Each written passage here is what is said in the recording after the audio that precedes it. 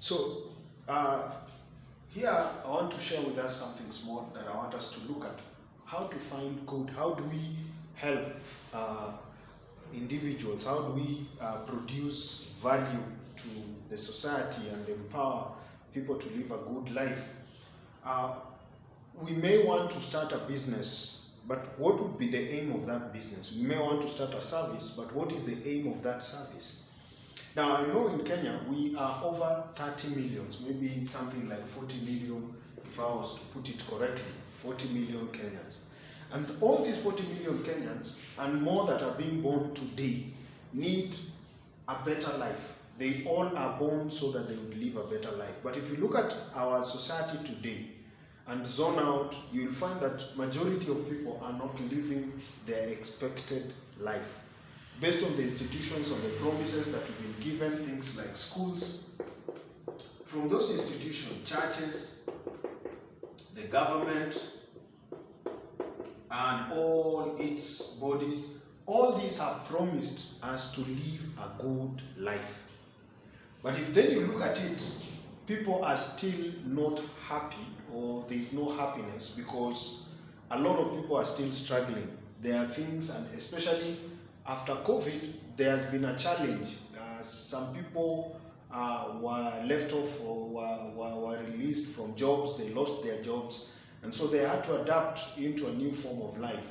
Some people lost their businesses and they were discouraged how to get back to do those businesses, because during that time there was a lot of lockdown, and so some services were not being availed. But if you look at in the world, there were few people who were making more money during that time. That when pandemic came, they made more money, whereas majority of the other people were not growing at all. And that was not really a good show, but it showed that there must be something that these other people who were doing were achieving success, whereas others were not.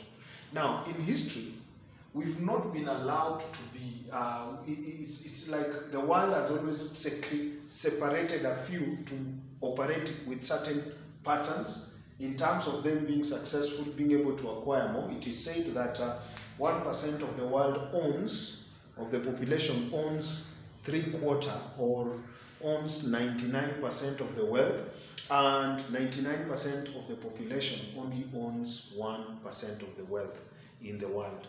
And that is something that we need to come to terms with. We need to come to understand with. How can a few people decide for the whole world? There must be something that they are doing that the 99% are not doing. Majority of the 99% have a pattern and a form of life that has been built for history, that has already enabled them only produce that 99%. But if we really look at it, God is giving us an opportunity to get out of such predicaments or such issues. So how then do we help?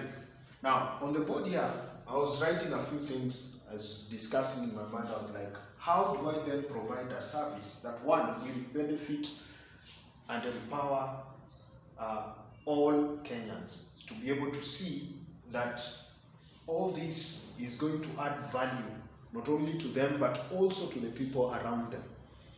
That is something that we need to ask ourselves. Are the things I do adding value to me and to the people around me? And how am I also helping other people? Because in the world today, it's either you want to help yourself, especially when you're in problems, you are always looking after yourself. And you're saying, this is my own problem, and as society, the society has a way in making us feel that our problems are ours and we have to fix them ourselves.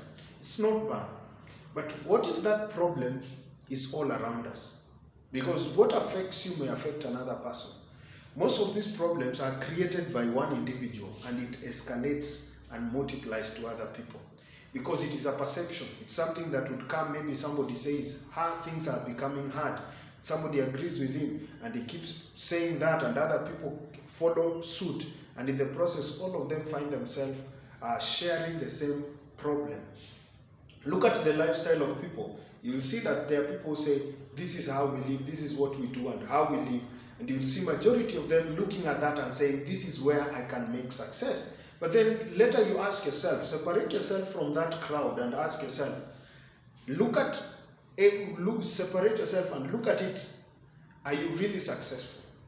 Why is it that then all of you are envying somebody else who maybe is living a different life altogether? And maybe you talk about it. Yeah?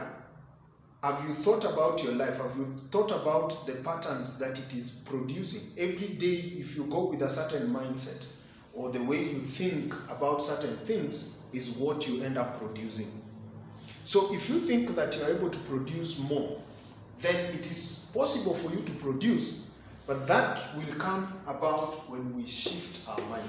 So in the Empowerment Forum, my desire is that everybody should, number one, if we are going to change or invest or support any person, the first thing that they have to do is the willingness to change their mind, what we call a mind shift.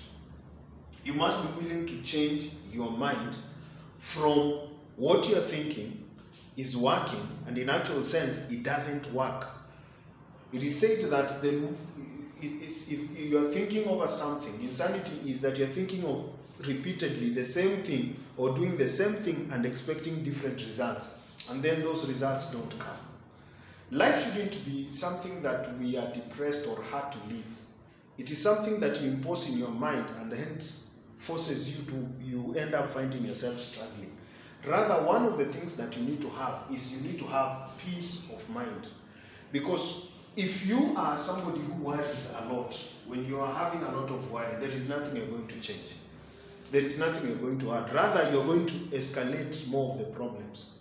So worry is one of the things that one of the things that one should rid of. Their concerns and their fears of what I'm going to eat, what I'm going to drink. These things are all here for us. But then you must be able to look at your life and say, yes, I know I need food, I need drink, but I don't need to worry and become desperate to do desperate things so that then I achieve those things at the expense of harming my body, harming myself, or doing something that will put me at risk in life. And so that's why you have to come to that place where you realize that as a human being, you've been empowered by God to rule and take dominion. That means everything is available for you. But you have to now consider, what value am I having? What is my worth? Because your worth will guarantee you all those things will be yours. If you don't value yourself in the first place, in your mind, then those things will become scarce. That's why a poor person will always say they don't have. They don't have, and they are zoning their world around the money they have, the things they are likely to get, just those few things.